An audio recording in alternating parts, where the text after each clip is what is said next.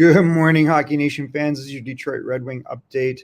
Well, after an incredible 5-game winning streak that included wins over the Edmonton Oilers, the Calgary Flames, and the Vancouver Canucks, the win streak came into an end on the weekend for the Detroit Red Wings against the Seattle Kraken.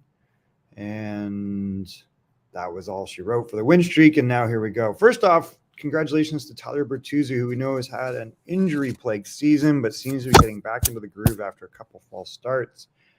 And Bertuzzi got his 200th career point with the Detroit Red Wings, so congratulations to him, and that was in the game against Seattle. Well, this game pretty much was close after the first, which seems to be a theme, but then it actually, instead of going the Red Wings way, went the Kraken way. It was 1-1 after the first, but then it was 3-1 after the second, and that was all she wrote because the Red Wings would not get back into this. Only 23 shots on goal for the Red Wings. You know, this is the final game in a long Western road swing. I mean, a week. I guess it's not that long. 10 hits to 11, 0 for 3 on the power play, 0 for 2 for the Kraken, 15 block shots. That was all. That was the end of it. It's always sad, but it's been what a great run. I mean, I don't think if you had said like a month ago or even 3 weeks ago that the Red Wings would come out of this month on a 5-game winning streak at any point. I didn't think they were going to win 5 games all month, so that's pretty good. Jordan Eberle got the scoring off, and he's been picking up the pace a little bit lately. Gets his 12th of the year from Carson Soucy.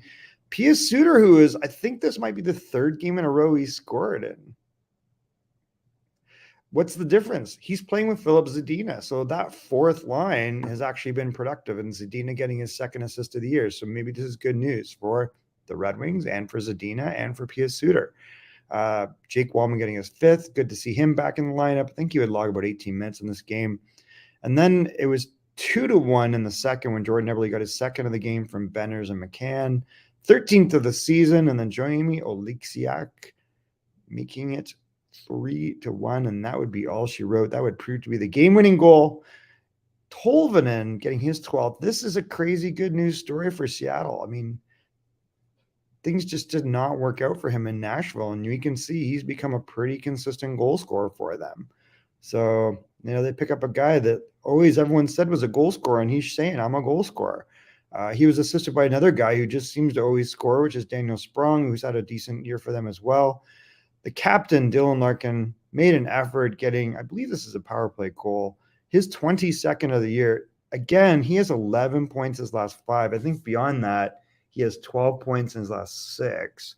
So he's on some sort of a point streak too. It might be like 8 games. We'd have to check into that. I don't know how you check that except for manually, so we can take a look at that. And that would be the end of it. So Zadina, Fabry getting assists, Pius Suter and Larkin getting the goals. Ville Husso taking the loss with an .846 save percentage. He had a pretty heavy workload on this trip. And now, tomorrow night, Tuesday, February the 21st, they are in a position to face the team that they have the best chance maybe of catching. We know, I don't think Ovechkin's going to be back for this. We'll have to check in and see if anything's changed. We know his father, Mikhail, passed away, and he has been absent from the team and maybe for a while. So that's not great. There's no Tom Wilson. There's no Ovechkin for the Capitals. They are 3-7-0 and on a 4-game losing streak without Ovi. Suddenly their playoff spot, their wild card spot, which looked like it was in pretty good shape, is a little bit in jeopardy. The Red Wings, I think, still have some games in hand here when we look at the standings. They are 7-3-0 in their last 10. Congratulations to the Red Wings. You got to think they're going to go Husso, and if the Caps go Kumper, that's probably what will happen here. But maybe it'll be Charlie Lindgren. Not sure. Like, suddenly Kumper is 1 game below 500. Yeesh. That's surprising. The goalie that won the Stanley Cup last year, 5 shutouts on the season, but he is 16, 17, and 4. Whoa. So you can see no Ovechkin in the last 5 games here.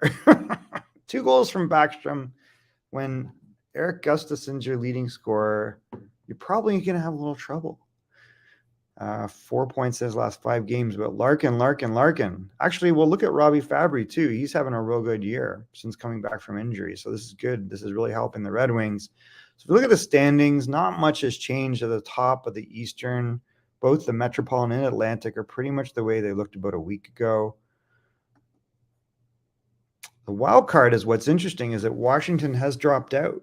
So Washington with 58 games played at 62 points. That's only 4 games above 500.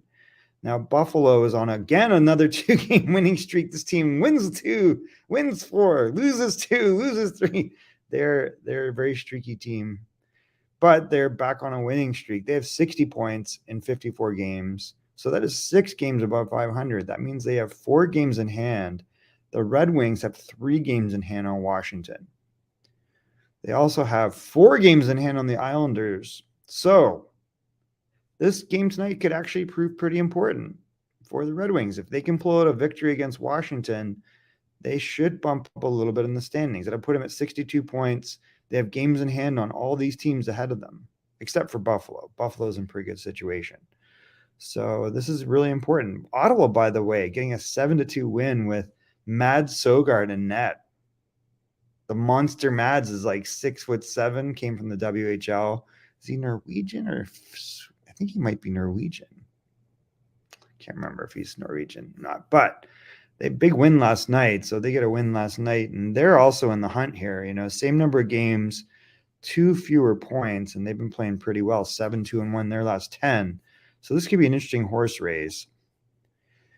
Looking at the month, started off with the loss against Edmonton, but then they beat Calgary, they beat Vancouver twice, they beat Edmonton, they beat Calgary again. That was a good little win streak. So now here we go. This week will not be easy. Washington is the best opportunity to catch Washington. And they're a little shorthanded. So it'll be interesting to see how they do tomorrow night at 7 o'clock Eastern time. On the 23rd, though, on Thursday, they play the big bad New York Rangers.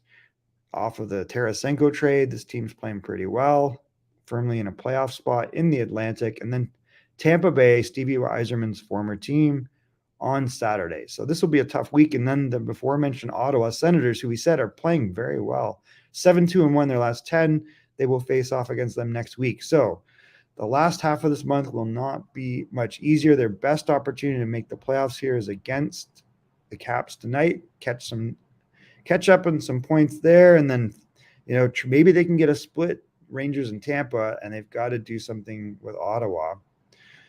And that's all she wrote, folks. So a couple of interesting stories. I'll do a separate video on this. We know that things are heating up a little bit in the trade market with the trade of Ryan O'Reilly.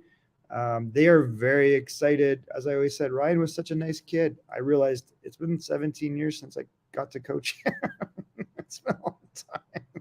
And he's got 2 kids who were very excited. He is a Toronto Maple Leaf. So traded the Toronto Maple Leafs in a pretty blockbuster deal. I should probably do a separate video on that. And then there was another thing that I wanted to bring up. What the heck was it? I can't remember. There was something else that happened last week. Well, last night we know that actually I was going to comment on, speaking of Toronto lost 5-3 to the Chicago Blackhawks. And as we're getting closer to March 3rd, teams are making moves. And Patrick Kane, that's what it was, John Toews. Patrick Kane had a wild game last night, man. What a great game. First start of the game by far, beating the Toronto Maple Leafs almost single-handedly. He had a 4-point night, getting his 12th, 13th, 14th goal of the season, a natural hat trick against the Toronto Maple Leafs.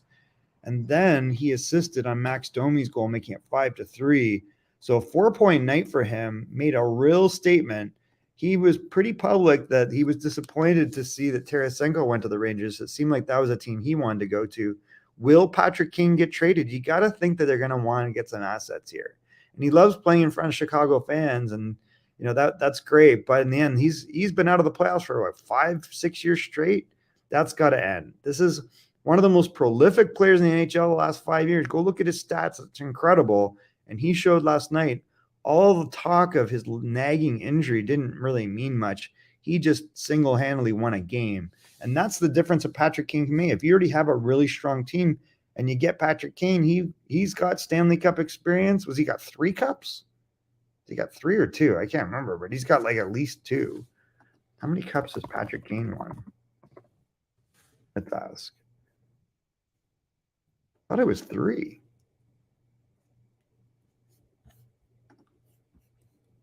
Yeah, 10, 13, and 15. So 2010, 2013, 2015. That's veteran experience, and he looks pretty darn good. So the price must have just gone up. I don't know where he's going to go now. Rangers made a lot of sense. I think Buffalo makes a lot of sense. If you were the Buffalo Sabres, why would you not get this guy? You've got enough assets you can give up without blowing your whole system up. And if he's on a second line even on this team, you keep the Tage Thompson line going, and then if he's on a second line with a Dylan Cousins, how good is that? Come on. Hometown boy, come back and get them in the playoffs because they are that close. Just do it. Make it happen. Never know. Could Buffalo win the Stanley Cup with a Patrick Kane? You got to think the goaltending's shaky, but they got a lot of guys going in the net there. So that could be interesting. The other really unfortunate news, and I think I'm glad the truth of this is coming out because, I think to not be controversial, we all know that Jonathan Toews missed an entire season. And it was a weird statement of why always. It was like some mystery illness. Well, it's no mystery now. He's dealing with long COVID, whatever that means. A lot of times we're seeing guys with this problem where they had, this is really,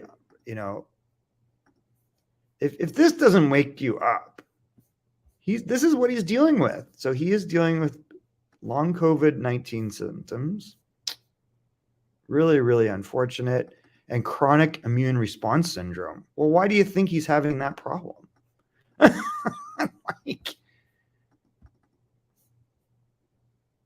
This is crazy.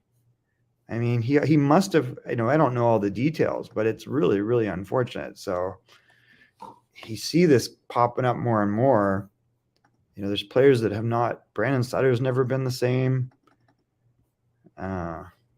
Really unfortunate. I think this is what Mackenzie Blackwood was dealing with, right? So really unfortunate. You've got to hope that he gets his health back on track, but I'm not sure what the answer is there. That's a new territory for him, and we wish him all the best. He's already missed a full season. So, is this what he had 2 years ago when he missed the whole year? And he hasn't played since January 28th. So this is really unfortunate. So this is why he is not going to be traded. Maybe he'll never play again, Really unfortunate. Great player that might have been able to contribute to a Stanley Cup run for someone, but he's got to deal with his health, which just a fallout of everything that's gone on.